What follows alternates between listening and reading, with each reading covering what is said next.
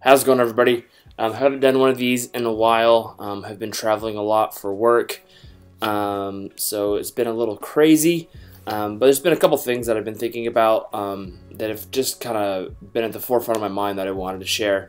I'm naming this Designing for Experience, Not Aesthetics. Mainly because I feel like it's one of the things we fail the most at as designers. I had tweeted out yesterday, shut up and design, no one cares about your ideas on flat design. Not because I want to be a part of that conversation, mainly because I think that all of this swirl and talk about flat design is really the wrong conversation that we're having. I think one of the biggest things I've learned in my current position at Netflix and the culture here is the way I think about design. And I've had a lot of conversations with other designers about this, and there's a lot of different perspectives and ways to do this, but I feel like I'm designing more like a scientist and not like an artist. And I think that really is only relative to like being a product designer. If you're a designer in a visual artistic sense, this isn't really what I'm talking about. I'm talking about more when you're designing for a product. You're designing for, you know, a company that's trying to create a product or a certain action socially, or to act on something.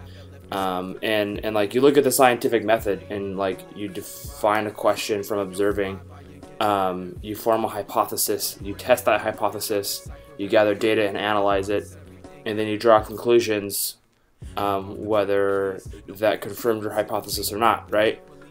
And then you retest if you failed.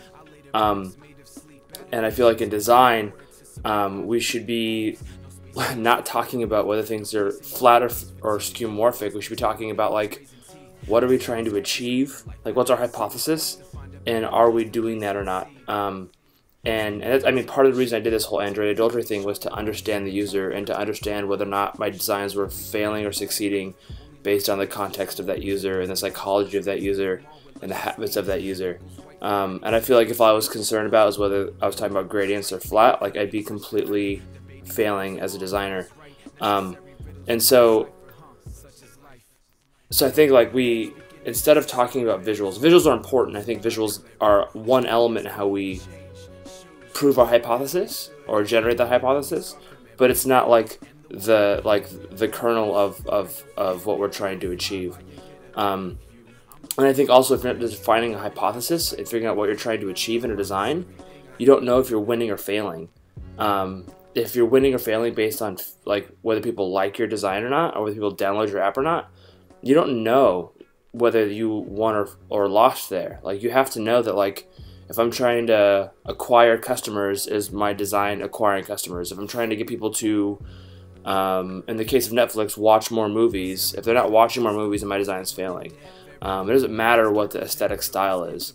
You know, if I'm a social product and I'm trying to get people to interact more, if the design looks great and it's not getting more interaction, then that's a failure, regardless of how beautiful or not beautiful or trendy or not trendy the design is. So I don't want this video to be about flat design because I don't think that's relevant in any respects. I want it to be about, we shouldn't be talking about aesthetics, we should be talking about experiences from a product standpoint. It brings a lot back to like my education days. I was in school, and like me realizing that like my art was going to be commercial and not like expression. And the fact that like I was going to go into graphic design and not like be a painter and just express myself, you know, through aesthetics and make money that way. I was going to do designs to like sell a product or to, you know, do whatever the business model is. And I think as designers in this tech space, when we're designing apps and products and experiences, we can't be so focused on aesthetics. We have to be focused on what we want our users to do and what we want their experiences to be, and actually figure out how to track that and get data around that to figure out whether we're failing or succeeding. Because at that point, it takes the ego out of the room. It's a level playing ground of, I don't care what you like aesthetically. I don't care if you want skeuomorphic or flat. We care about really like the product and the experience and whether or not this is going to achieve our hypothesis.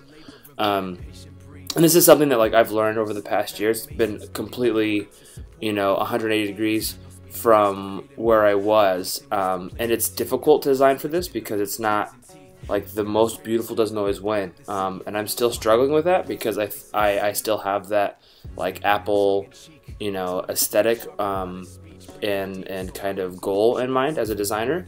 But I'm starting to understand, like sitting behind one-way glass and watching people use my stuff I've designed and hearing them talk about it, realizing that like the extra gradient or drop shadow or width of the stroke does not matter at all in most contexts. I think that those things help communicate and help create feeling and brand, and I think that's important. But in the end, like I think as product designers, our conversation should be more about experiences and not aesthetics. That being said, I hope you have a great week. I have a lot of fun things I'm working on. Hopefully I can share them soon. Just a couple little dumb products that I've been wanting to build. I went to the Behance conference last week, 99 conference, and got super inspired, hacking on a couple things with some friends. So I'll be glad to share those soon. But yeah, talk to you guys soon. Bye.